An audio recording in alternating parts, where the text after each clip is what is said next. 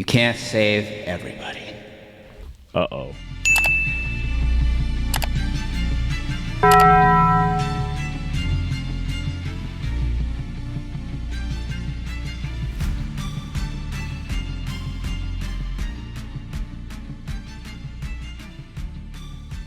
We're going to talk about what I quit this year that changed our life. Yeah, guys, we quit certain things. Welcome, guys, back to another Tog Clan Squad Idea Kingdom. I don't know, I got anything else. Welcome to a brand new episode. It is me, Kevin Wolf, and your boy Jay Rose. J Rose in the building. And before we start, we got to know, is there any new updates in your life, Mr. J Rose? I got a shirt. W, guys, new shirt. I got a green shirt. Yes, sir. And Green it's cold shirt. as hell outside. Yeah, guys, it's freezing. Surprisingly enough, everybody keeps asking me about cold, but this thing kind of blows off all the wind. You know what I'm saying? What about you, Kev? You got new updates in your life? I got a hat, guys. What, is it real? It's a real hat. As you can see, That's terrible. it's a real hat.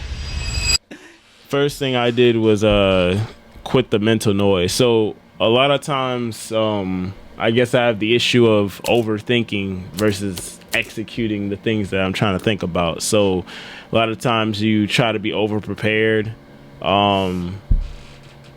and over analyze situation. That's what happens. You kind of get analysis paralysis, where you kind of just look up things instead of actually doing them. You come up with a bunch of ideas. Like, for instance, let's say we're doing a video, you come up with a bunch of ideas for the video and not actually like just do them. Last episode, I guess we came up with the idea, but you know, we kind of have an issue where we come up with a bunch of different versions of them, but we try and come up with the best one for you guys, so then you guys get the best version of the video we can possibly come up with. So, guys, one thing you didn't know about me that I quit this year was, you're gonna like it or you're not, I quit being an atheist. Yes, I was an atheist before for the longest time, because I was always, I didn't envision it, but I was always dealt with the idea. It always caused arguments with people. Whenever anything ever relates, it's always an argument. It was so annoying. You know what? I'm just gonna be an atheist. I'm not gonna cause any problems in my life. But then, after, I guess I got a wake-up call. Everyone I looked up to was like, you gotta, you know, thank God, or you have to bring up God. And then they used to turn me off.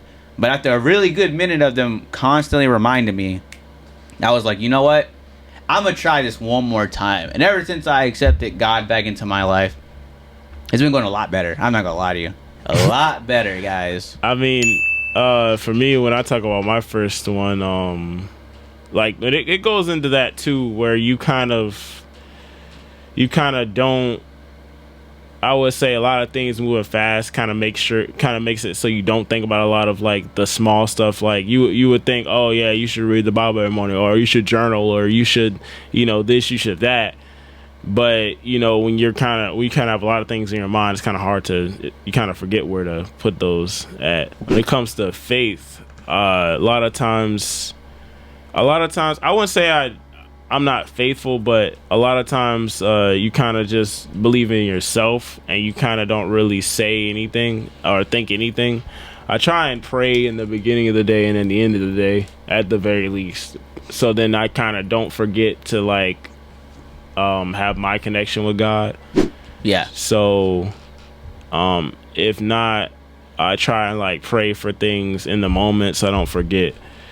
I've been reading the Bible every morning, trying to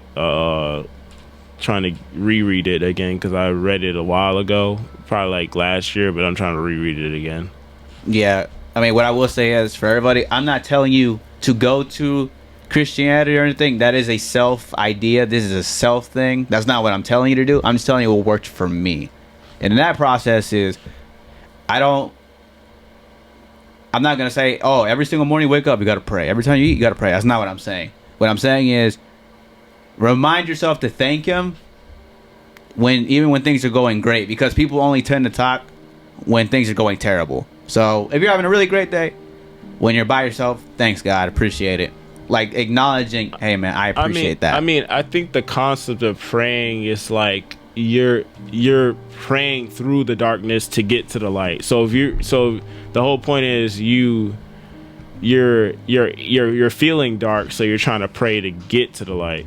Yeah, in a sense. So I mean, of course, you're probably more than likely gonna pray when things are going bad. You know, you're probably gonna thank God when things are going good, but it probably won't be more of a prayer, but more of like a you're just kind of saying it thing. Yeah, that's what I say. I'm not gonna tell you, oh, I do this or I live my life perfectly, because that's not true. It's just more of, I remind myself daily to say I appreciate where I'm at. I'm thankful. So when I'm thankful for where I'm at now, I'm given opportunities and not to take advantage of them or forget where they come from, essentially. Yeah, because a lot of times when you're in the thick of it, you kind of forget why you're doing it. Like sometimes, I wouldn't say in the gym, but sometimes when I'm like working out, you'll be like, you'll kind of question. Your brain kind of makes you question why you're doing something sometimes, where you're like, what was I doing this again for? Not necessarily saying that it's the exact question, but you kind of forget why you're there. Because you'll say, well, I don't want to do things because other people are doing them, but the reason why they're doing them might not be the same reason you're doing them. And sometimes you even have to explain that to people, because they don't know why you're doing what you do and versus why they're doing what they do. They just know that you're doing the same thing, but sometimes the reason why you're doing things are different than theirs. What do you feel like the reason why you didn't speak to God was? Every single event I'd go to, and they bring up the argument of religion. I think God this, I think God that. And it's the whole argument. I'm like, bro, why are we arguing for? What is the purpose of arguing? Why are we arguing? To the point where I was like, you know what, bro? I'm just not going to believe in anything, because at that point, I'm just not going to argue with you about it. I'm like, I just don't believe in it. And I genuinely thought that was just the correct answer for the longest. And a lot of things in the Bible didn't make any sense, because if you break down this section or that section, well, that doesn't make any sense. But then I forgot who I heard it from. I heard it from somebody. They said, if there was 100% fact in that book, there'll be no room for faith. And I was like, once I heard that, I was like, you know what? I'll give you that. If the book was 100% facts, there'll be 0% room for faith. I mean, how I feel in the pieces for myself would be, you gotta realize too, there's a lot of history behind the book too. Like, that's just not in the book. Like, you can look up the history behind the book. There's plenty of people who like go through the archaeology and all that stuff and like try and go through the like to tell you like the story like word for word, bar for bar, and they'll show you like where it is in the book, and you'll be like, oh, okay, now I understand. Because if I was reading the book strictly, I wouldn't know what an angel looks like. They got like that picture of an angel. You'll see like Michael the archangel and stuff, but you won't see like the seraphim and all that. Like those pictures you see with the eyeball and the thing. The floating wings. You wouldn't know that by the book. So you would have to like read the history of the book too. So like a lot of those things can be filled out by either historians or people who just read, or people who are like deep into understanding every bit of the Bible, like priests or or people who go around and go through the history. You start to realize like it all goes back to the same point where it's just like, well, where do we start? You go like, where do we start? You'll say, oh yeah, I believe in science, or but it doesn't tell you how to live your life. It just tells you there's things out there that you can explain. So like eventually you're gonna come to the point where, well, you're at the Big Bang. Okay, now what was before that? Oh no. Oh, it's just a dot. It's just like, okay, well, next thing for me would be, so oftentimes, this year I would be kind of in a survival mode. You kind of go through the days like, okay, I go to school. I mean, not school. I go to work, I go home, I go to sleep. You wake up, you go to work, you go home, you go to sleep. That's pretty much survival, minimalist type of life, where you kind of just wake up, you go home. That's the 9-to-5 life pretty much. You wake up, you go home, you go to the gym, you go to sleep. And sometimes, guys, you may be challenging yourself, but you're not allowing, I guess, the pressure of life to kind of hit. Like if you never go outside of your own normal day, you probably can't get the chance to challenge yourself or interact with people you want normally in life. You kind of shift to like a survival mindset where you're kind of just scarce of things because you get into the mindset of self-improvement, and I think that does also have a downside where you're kind of just surviving. Because imagine you're trying, imagine for instance you're trying to save up for a house or a car or something, and in order to save for that house or that car in the next 8 months, you pretty much do nothing. That's survival mindset, because you're trying to, in order to invest in something really big, you're trying to survive and pull back in a lot of areas where you're just not really living. So remember that when you stop to do something, remember that in some sense you do have to live your life where, you know, if you lived your life strictly by I go to church, or like if you live your life strictly by I go to the gym, or live your life strictly by I do content or whatever, you forget that you have a life outside of those things that you have to take care of, that people need you, or you got, dogs at home, or you got Kevin at home. I don't know why you have Kevin at home. Yeah, sometimes. I'm never gonna be at home. I don't know what you're talking about, but guys. If you got things like that going on, you got to realize that you need to take care of other things too. So remember that you're not necessarily always in survival mode because you've gotten hurt by something, or you feel like you need to save up for something, or you feel like you need to just be hustling all the time. You have a long life, and you're gonna have a lot of things in that life, and you're gonna have a lot of things that you lose in that life, or you're gonna have a lot of things that you gain in life. So mind you, don't always take life one day at a time, but also don't take life as if you gotta save your whole life just to have one thing at 70. All right, something that I quit this year, guy, is I learned that you can't save everybody. And I mean in the process of, there's people who want help, and there's people who just want to be heard. There's people that want to change for 5 minutes, and there's people who actually want to change forever. It is up to you who you want to be. And sometimes the closest people in your life are going to be the ones that don't want to change. They'll complain to you for 5 minutes, but then next thing you know, all right, bro, all right, did you do the overtime? Nah, I was tired. Did you save the money so you didn't have to spend on the takeout? Nah, I was kind of tired. And then you don't want to be saved. And over time, you forgive them once or twice or maybe 3 times. But after that, you're like, you know what? I'm kind of tired of this. It's like when you sit at the table with somebody and you tell them like, hey, brother, or like whoever it is to you, you'll be like, hey, just do this and you'll make your life easier. Oh, I don't feel like talking to people. Or like, just do this and you can get a lot more money. Oh yeah, man, I'm too sleepy to do overtime. Or, if you want this thing, I could help you, but you just have to stop coasting and actually like try and get things down. Can you just give me positive reinforcement? Why would I do that if you want my help? You don't go to somebody for help just to, vent all day. Because if that's the case, you don't really want to fix what it is, especially when it's something that you keep constantly bringing up. It doesn't make sense to just cheerlead you, because then you're just going to keep doing what you did in the first place. So a lot of the times, I won't even say I give negative reinforcement. I just fix the problem, or I'll give you what I have to fix the problem, because you came to me with a problem and, I guess you're assuming I would fix it or just sit there and listen. But I don't think that's necessarily what I am for. I'm the type of person who will try and fix it for you.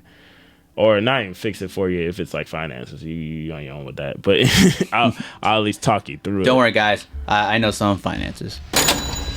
So, when they call, hey, what's up? Oh, that sucks. That's crazy. And that's where the conversation ends. And those are the people like that will leave you in the middle of things. Like when you're working hard on stuff, they'll leave you to dry. Because honestly, people will start off with you well, and then they'll just start slowly dwindling off because they don't really value what you have going on. They see you as a quid pro quo. So, Quid pro quo. I don't know what that is, but quid yeah. pro quo. But they see you as a way to get away from their problems. Like they'll it's kind of like when people love bomb, for instance. Like they'll show you all these nice things for such a long time, and then the second they get what they want from you, it's like, oh well, I'm kind of bored, or I don't see it anymore, You guys are like, huh? or I don't want to be here anymore, or I don't know if I want to keep doing this. They'll say things like that because they got what they wanted from you, and they don't really see the value in you being you as a person. They kind of just see you as an item in a way.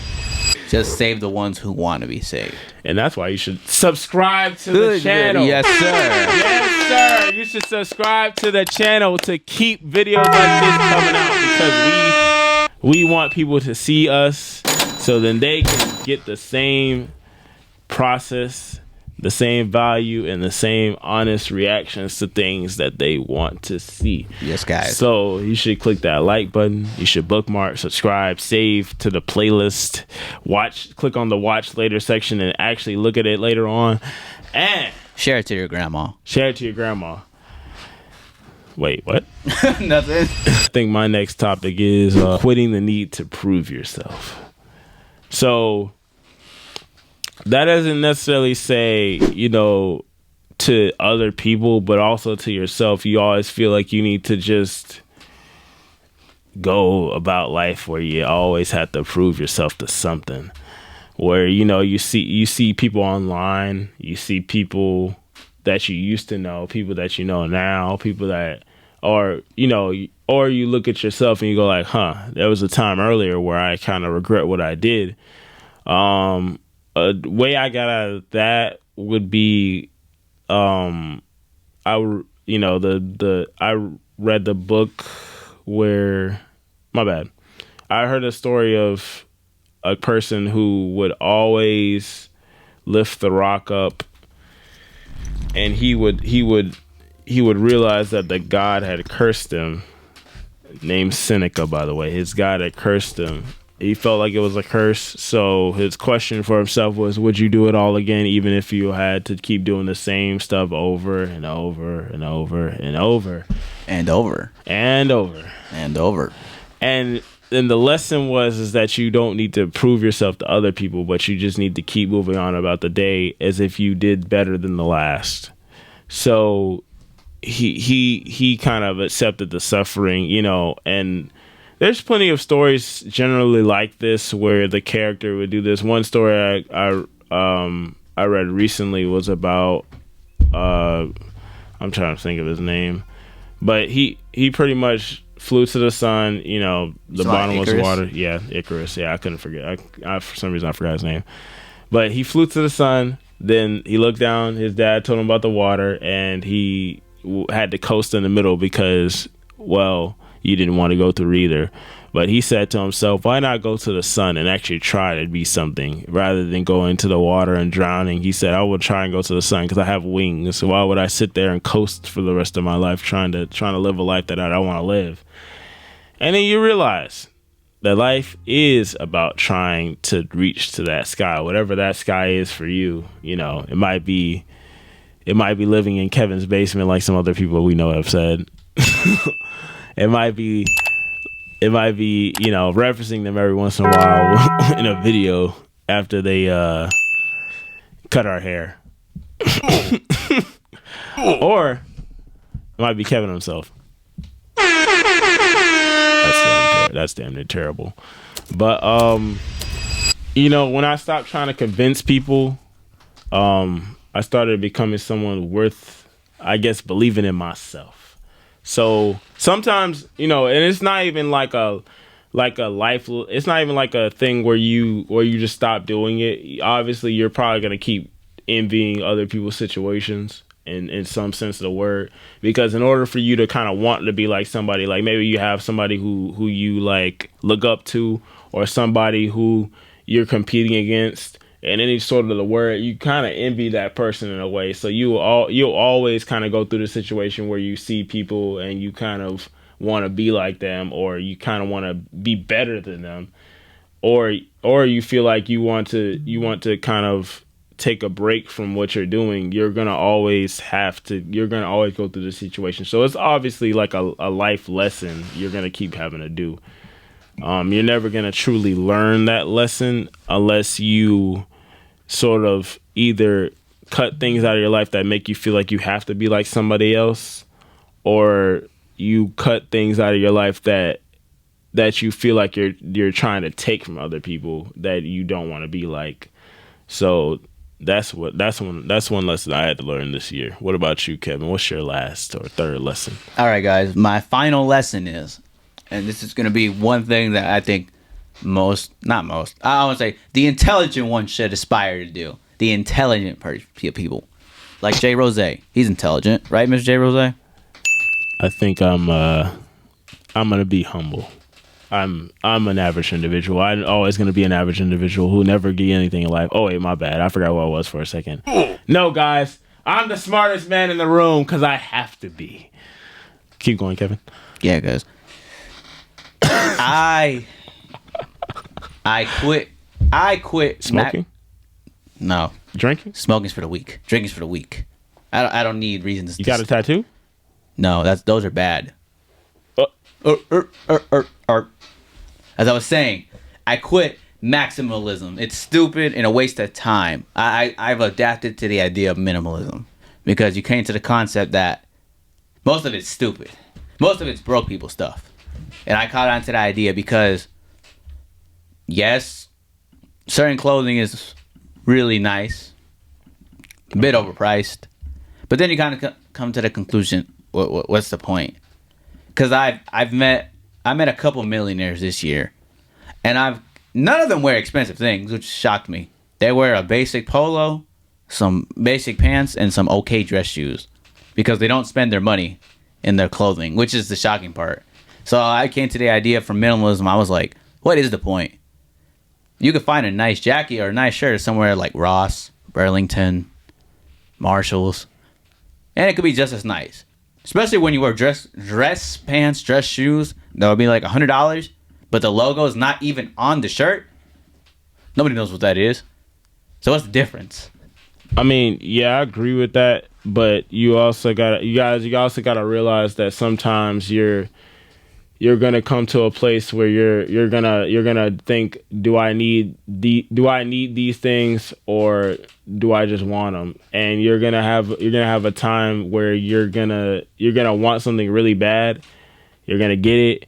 Either one or two things is gonna happen. Either it's gonna be one of those things where you really like it and you actually like it and you actually wear it a lot, or you actually take it into account a lot, or you use it a lot or whatever. And it's gonna come a place where you don't really do that. And then you realize you wasted your time or your money, or what you wanted wasn't really what you needed at the time. You just kind of got it because it was there.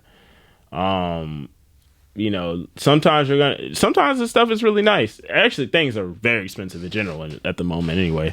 But sometimes things are really nice. Like you also got to gauge the item you're getting too, because sometimes, like an action figure, it's just a piece of plastic. Yeah, guys, plastic. Other times it's a book, and you might read the book and never read it again. Or it's a piece of clothing, and you might wear it a lot, or you might not wear it a lot, because a lot of people change their mind. You might wear it a lot in the beginning, and then later as time goes on, something happens to it. It wasn't as high quality. That's why I don't really necessarily agree with going to Burlington, because sometimes those clothes do kind of mess up over time. I'm not gonna lie. Yeah, but that's any piece of clothing, as long as you don't treat it right. Nah, yeah. I ain't gonna lie. There is good quality pieces of clothing that don't really mess up over time. Like I recently bought a hoodie where while washing, the graphics don't come off of it.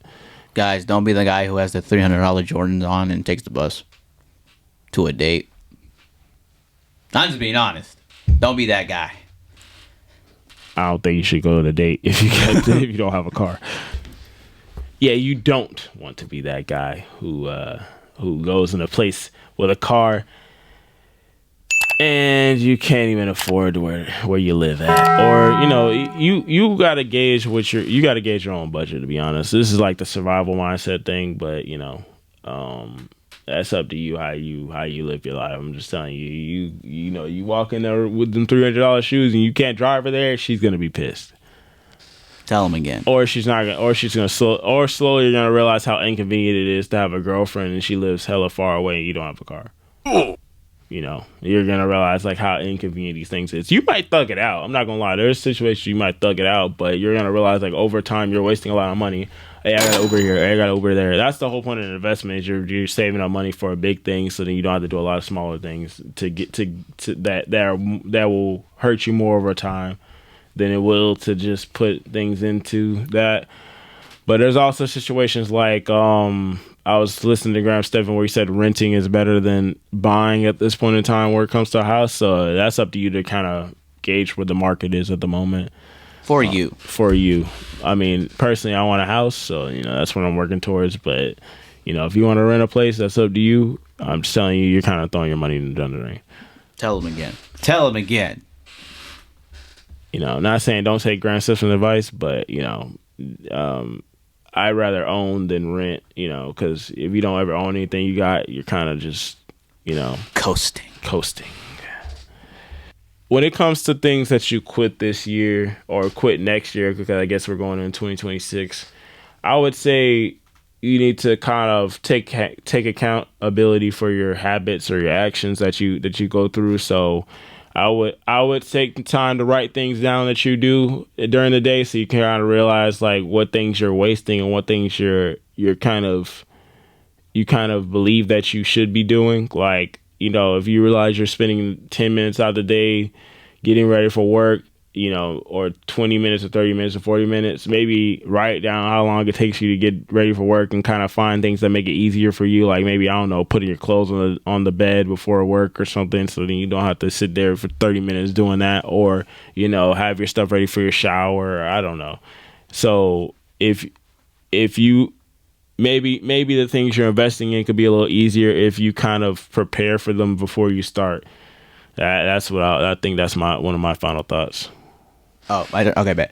So for my final thoughts, I want to say is, guys, when you quit something, make sure it is a you decision, not to satisfy other people. Make sure you're quitting for your personal sake and because you want to improve. Otherwise, you're not going to stick to it. Second, nobody's looking, you're going to stop doing it. So make sure you're quitting something that's beneficial and it's to help you. Otherwise, you know, you're just going to go back to the same bad habits, and always have a reason/purpose. Always.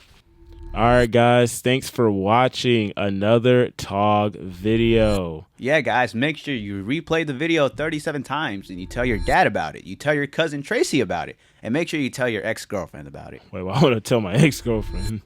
Hey, man, she ain't got nothing better to do. I'm just being honest. Of course she doesn't, because TOG is the best thing on the planet. Yeah, guys. Well, we'll see you guys next time. See ya, saw ya, sayonara. I'm doing the hand thing. You can't see it right now, but I'm kind of doing